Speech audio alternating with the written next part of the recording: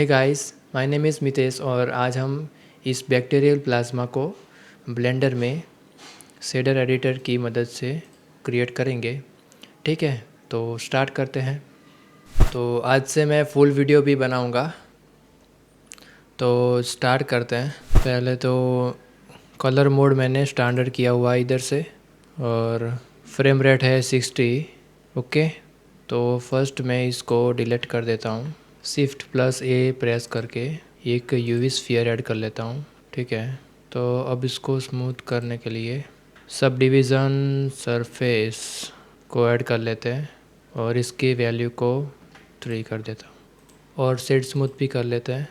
अब shader editor में जाते हैं और सिंपली न्यू और इधर रेंडर व्यू ऑन कर देता हूँ। ठीक है, अभी इसको डिलीट कर लेते हैं। अब यहाँ पर मैं वर्ल्ड को सिलेक्ट करता हूँ और यहाँ पर एक मिक्स शेडर ऐड कर लेता हूँ और एक एनवायरनमेंट टेक्सचर ऐड कर लेता हूँ और इसको कलर टू कलर मैंने अभी एक HDRI ऐड कर ली है लाइट्स के लिए। Now duplicate this and connect here. Okay, और इसका कलर भी एकदम ब्लैक कर देते हैं। अब यहाँ पर ध्यान से एक लाइट पाथ को ऐड कर लेते हैं। मुझे यहाँ पर इसकी लाइट्स ही चाहिए, ये बैकग्राउंड नहीं चाहिए, तो मैं सिंपली लाइट पाथ को इस कैमरा रे को फैक्टर में कनेक्ट कर लेता हूँ। हमें लाइट्स ही मिलेगी, अभी नहीं दिखेगी, पर बाद में जब हम टेक्सचर अप्लाई करेंगे तभी लाइट्स हमें दिखेंगी।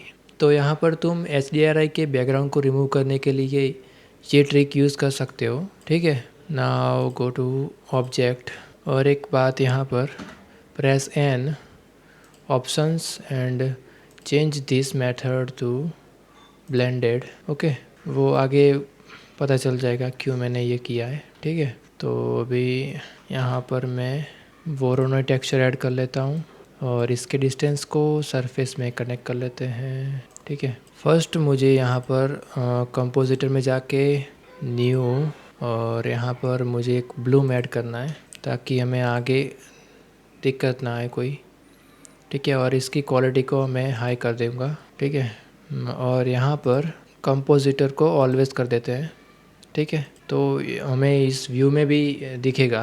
ना go to shader editor and change this to smooth F1। यहाँ पर इसको 4D कर देते हैं। मैं ओवरले को ऑफ करता हूँ अभी के लिए।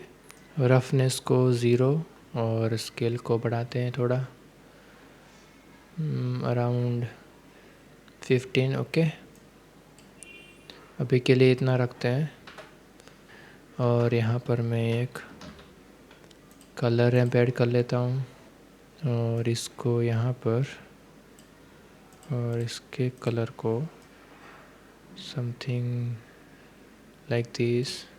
ओके, और एक इमिशन को भी यहाँ पर ऐड कर लेता हूँ और इसकी स्ट्रेंथ को थोड़ा बढ़ाते हैं।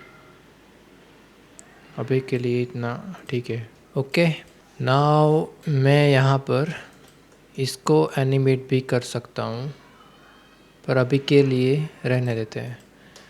मुझे यहाँ पर नॉइज़ टेक्सचर चाहिए, इसको यहाँ पर कनेक्ट कर लेते हैं। तो देखा आपने कि ये कैसा एक पैटर्न क्रिएट कर रहा है जो एक बैक्टीरिया के जो हम प्लाज्मा देखते हैं उसमें दिखाई देता है, ऐसा ही कुछ दिखाई देता है। ठीक है, यहाँ पर इसकी वैल्यू को चेंज करते हैं कुछ। अभी के लिए इतनी ठीक है। रफनेस डाउन, इसको मैं 1 कर देता हूँ। ठीक है, इसको यहाँ पर अराउंड 7। ठीक है, रफनेस को थोड़ा रखते हैं, कुछ फ़र्क तो नहीं पड़ रहा इससे, तो अभी इसको नहीं छेड़ते हैं। डिटेल्स से भी कुछ फ़र्क नहीं पड़ रहा, फिर भी 3 रखते हैं। अभी के लिए 3 रखते हैं। ठीक है, और यहाँ पर एक मिक्स शेडर नोड को ऐड कर लेता हूँ। मिक्स शेडर, ओके, यहाँ पर मैंने मिक्स शेडर को ऐड कर लिया है। अब एक ट्रांसल्यूशन को यहाँ पर कनेक्ट कर लेता हूँ।